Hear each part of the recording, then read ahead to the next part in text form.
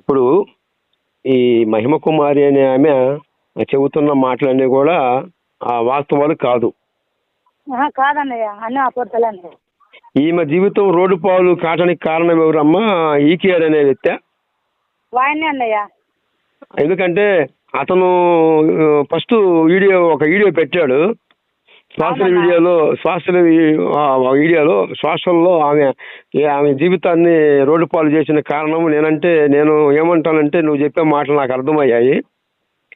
నేను ఇంతవరకు అనుకున్నాను నంద్యాల బ్రాంచ్లో వాళ్ళు ఏదో మోసం చేశారేమో, ఫ్రాడ్ ఏమో, అందరూ కలిసి ఆమెను మోసం చేశాడేమో అనుకున్నాను. కానీ నువ్వు చెబుతున్న మాటల బట్టి నాకు ఒకటి అర్థమైంది. జరిగిన వాస్తవం ఏంటి అనేది నువ్వు చెబుతున్న మాటల్లో నాకు తెలిసింది ఏంటంటే, ఈ మహిమ కుమారి చెబుతున్న మాటలన్నీ కూడా అబద్ధమనే అనిపిస్తుంది. అన్ని అబద్ధమే, పచ్చి అబద్ధం అన్నయ్య.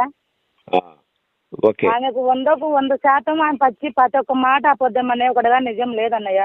ఓకే, అయితే వాస్తవంగా ఈమెకేమి అన్యాయం జరగలేదు. ఆమెకి ఏం అన్యాయం చేయలే. మా అన్న ఆయన పిల్లల్ని అట్లా పెంచాడు. మీ పెద్ద ఆయన దగ్గర పెరిగిన ఏ సేవకుడు కూడా అలాగా తొందరపడి ఇలాగా చేసే అవకాశాలు తక్కువ, ఏమి ఉండవు. ఉండవన్నా మా సన్నిధిలో పెరుగుతులకు ఆయన బిడ్డలకు కానీ ఆయన కొడుకులు కానీ ఆయన అలా పెంచలేదు, మేము అలా పెరగలేదన్నయ్య. మంచిది, బాగా చెప్పావమ్మా. తర్వాత ఈ మహిమ కుమారి అనే ఆమె పోలీస్ స్టేషన్కి వెళ్తాము, పోలీసు వాళ్ళు మరి అది ఎంతవరకు కరెక్ట్ అమ్మా? నిజమేనా, వాస్తవేనా? పోలీస్ స్టేషన్కి వెళ్ళింది, పోలీసు వాళ్ళు మరి కేసు ఎందుకు తీసుకోలేదమ్మా? అదే వాళ్ళు చెప్పారన్నయ్య, మీకు ఒక పెద్ద ఉంటాడు కదా, ఆయన కాడ తీర్పు చేసుకొని మీకు దేవుడు ఉంటాడు కదా, దేవుని కాడ తీర్పు పొందారని చెప్పారు. అలాగే ఉండదమ్మా. పోలీసు వాళ్ళు దగ్గరకు వెళ్ళినప్పుడు ఎవిడెన్స్ ఉండాలి, అంటే ప్రూఫ్లు ఉండాలి, సాక్ష్యాలు ఉంటే వారు ఎవరిని లెక్క చేసే వ్యవహారం ఉండదు. ఎందుకంటే అధికార పరంగా వారికి ప్రూఫ్లు ఉండాలి. అంటే ఈమె దగ్గర చెబుతున్న మాటల్లో ప్రూఫ్లు ఏమి లేవు అనిపిస్తుంది నాకైతే. ఏం లేవన్నయ్య, ఇదంతా వస్తుందన్నయ్య. అందుకని వాళ్ళు బయటికి పంపించేశారు అనుకుంటున్నాను నేను. అదే మీకు ఒక తీర్మానం చేసుకొని రండి అని చెప్పాడు. కానీ మేము ఇట్లా కుదరదని ఆయన ఒక ఈకేఆర్ని కలిసి అట్లా లేని పని. ఇప్పుడు ఈ మహిమ కుమారి అనే ఆమె జీవితాన్ని రోడ్డు పాలు చేసిన వ్యక్తి ఈకేఆర్ అని అనిపిస్తుంది. మరి మీరేమంటారమ్మా?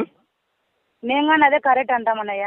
ఎందుకంటే అతనికి కూతుర్లు ఉంటే ఒక వ్యక్తి తెలిసి తెలియక ఎలాగా అది నిజమెంతో వాస్తవం ఎంతో తెలుసుకొని కదా అతను ఆ వీడియో క్లిప్పు ఫస్ట్ బయట పెట్టాలి. ఇప్పుడు ఆమెను కానీ అక్కడ పోకుండా వాళ్ళ కాడికి ఇలా కాడికి అన్యాయం జరిగిన కాడికి వచ్చి కూర్చుంటే వాడిని న్యాయం చేస్తాడు కదా. ఇప్పుడు పెద్ద ఆయన దగ్గరికి రావాలి ఆమె. ఆమె రావడం లేదన్నయ్య. ఆమె ఇస్తే ఆమె బండారం వల్ల బయట పడతాదని రావడం లే అంతే. సరే, మంచిదమ్మా.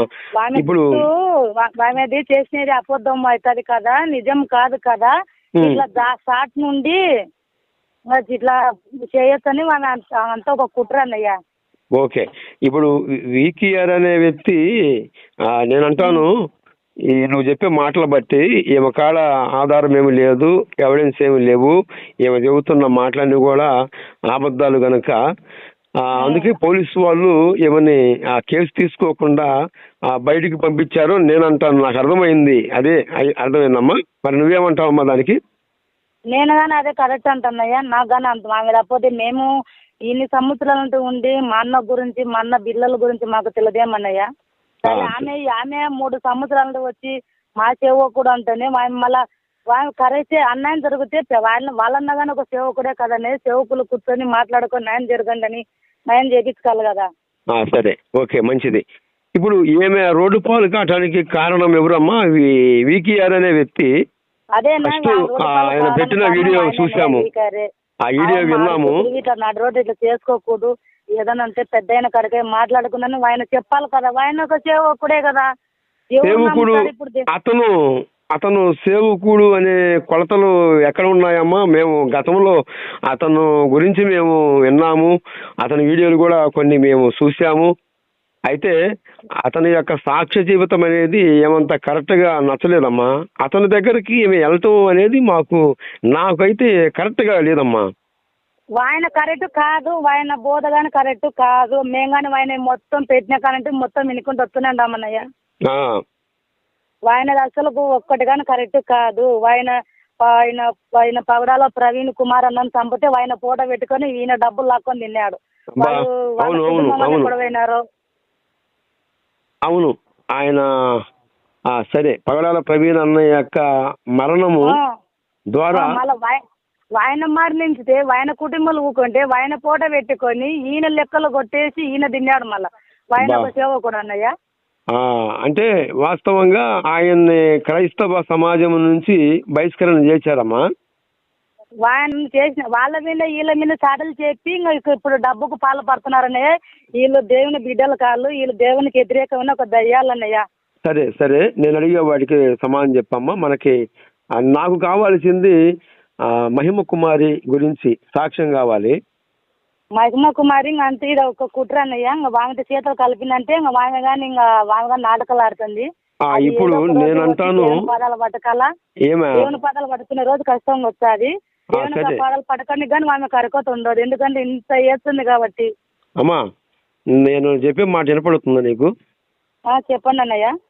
ఇప్పుడు ఈ ఈ మహిమ కుమారి అనే ఆమె చెప్పిన ఫిర్యాదులన్నీ కూడా అబద్ధాలే అనిపిస్తుంది నువ్వు చెబుతున్న మాటను బట్టి.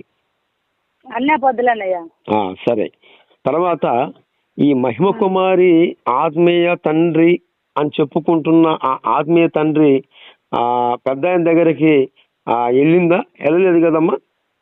ఆమె వెళ్ళలేదన్నయ్య. ఇప్పుడు పలువురు తల్లికి నేను చెప్పుకున్నాను అని నాకు చెప్పినాక నేనేమన్నాను, నా పెద్దన్న అన్నాడు కదా, నీకు ఆసుపత్రికి తోలుకుపోయి నీకు అదే రుజువు అయ్యి నువ్వు ప్రెగ్నెంట్ అయితే ఈయనక నేను పెద్దయిన కాడ కూర్చొని నీకు ఏదో ఒకటి న్యాయం జరిగిస్తే, నాకు 3 కూతురు ఉండవు, నువ్వు కూతురు అన్నావు కాబట్టి నువ్వు నా కూతురు లాంటి దానిమ్మని చెప్పిన తర్వాత.